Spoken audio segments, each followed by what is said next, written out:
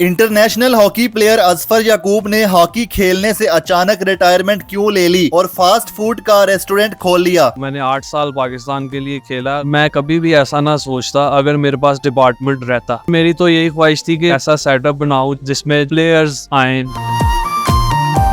अस्सलाम वालेकुम, मैं उस्मान बट आप देख रहे हैं उर्दू पॉइंट। नाज़रीन, इस वक्त मैं पार्क व्यू के इलाके में गोल्डन बाइट्स के नाम से जिस रेस्टोरेंट में खड़ा हूँ, ये वो रेस्टोरेंट है जो कि पाकिस्तान के हॉकी प्लेयर अजफर याकूब साहब का है, जिन्होंने पाकिस्तान हॉकी के लिए 8 साल खिदमत सर अंजाम दी और अब उन्होंने हॉकी खेलना छोड़ दिया है, लेकिन कोचिंग कर रहे हैं। अलबत्ता उन्होंने ये अपना रेस्टोरेंट खोल लिया है और अब उनका ये कहना है कि अब मेरा ये रेस्टोरेंट है और मैं यही रेस्टोरेंट ही चलाऊंगा। पाकिस्तान के नेशनल और इंटरनेशनल हॉकी प्लेयर अजफर याकूब साहब मौजूद हैं। सर, बताइएगा कि कब और कैसे फैसला किया कि अब हॉकी नहीं खेलनी है, अब अपना बिजनेस करना है, रेस्टोरेंट बनाना है, और कितने साल आप हॉकी खेलते रहे हैं पाकिस्तान के लिए? एक बहुत मुश्किल फैसला था हॉकी छोड़ के काम स्टार्ट करने का। मैंने 8 साल पाकिस्तान के लिए खेला, अल्हम्दुलिल्लाह सारे इवेंट्स पाकिस्तान के लिए खेले और उसके बाद ये मैंने फैसला किया है कि एक अपना बिजनेस भी होना चाहिए, जिसकी वजह से मैंने ये फास्ट फूड और पिज़्ज़ा शॉप मैंने ओपन किया है। सर, मेरा डेब्यू 2014 में हुआ था यूथ ओलंपिक गेम्स, और जो मैंने लास्ट इवेंट खेला है 2022 में एशियन चैंपियंस ट्रॉफी ढाका। उसके बाद मैंने हॉकी को खैराबाद कह दिया और मैंने अपनी कोचिंग लाइन स्टार्ट की है।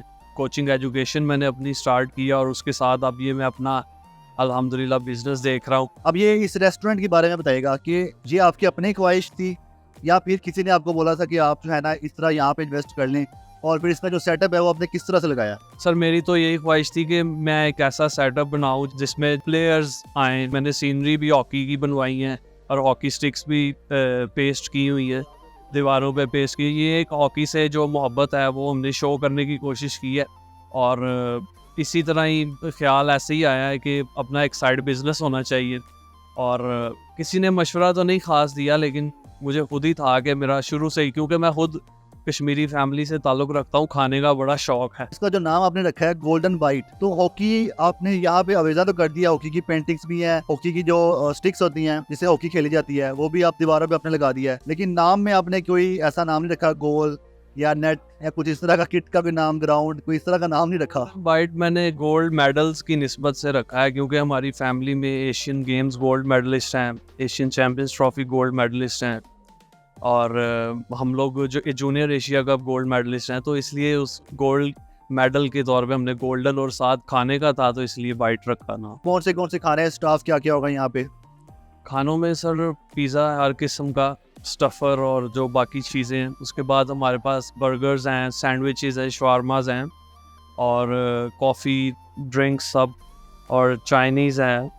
और उसके बाद फास्ट फूड की जितनी भी आइटम्स हैं वो हम कोशिश करेंगे हम सारी अपने कस्टमर्स को प्रोवाइड करें और अच्छे से अच्छा टेस्ट दें। या गोल्डन बाइट्स के नाम से रेस्टोरेंट बनाने के लिए आपने पार्क व्यू सोसाइटी का इंतखाब क्यों किया? लोकेशन मुझे बहुत अच्छी लगी। पार्क व्यू सोसाइटी बहुत अच्छी सोसाइटी है और जो इसका व्यू है वो मुझे बहुत अच्छा लगा, और बहुत ही सोफिस्टिकेटेड लोग यहाँ पे रहते हैं। ठीक है, रेस्टोरेंट बनाने का फैसला आपने क्या इसलिए किया कि हॉकी को पजीराई नहीं मिलती, इतना सपोर्ट नहीं किया जाता, आप वाइस कैप्टन हॉकी के रह चुके हैं, या कुछ और वजह थी? बेसिकली जो मेन वजह थी कि मैं कभी भी ऐसा ना सोचता अगर मेरे पास डिपार्टमेंट रहता, क्योंकि जो पिछली गवर्नमेंट गुजरी थी 2018 से 22 तक, उन्होंने स्पोर्ट्स के सारे डिपार्टमेंट जो हैं वो ख़त्म कर दिए थे, तो काफ़ी मुश्किलात का सामना करना पड़ा। लेकिन अल्लाह का शुक्र है कि मैं अपनी लीग्स पे तवज्जो देकर तो मैंने एक ये स्टैंड लिया और मैंने जो गोल्डन बाइट के नाम से रेस्टोरेंट है वो मैंने बना।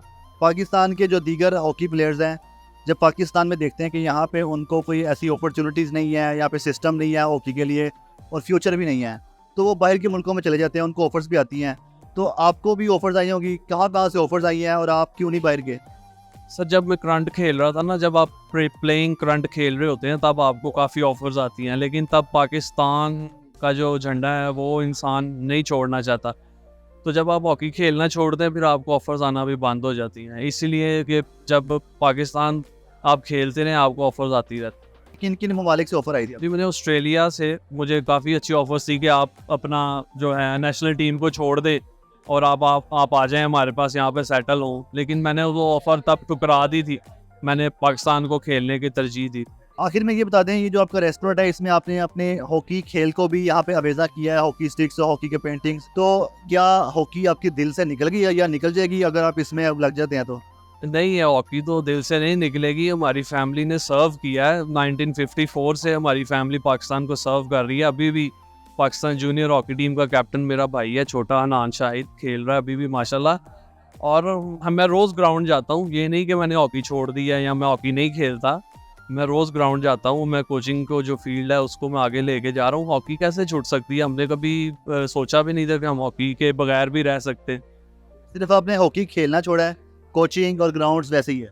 जी बिल्कुल, ये तो खून में शामिल है।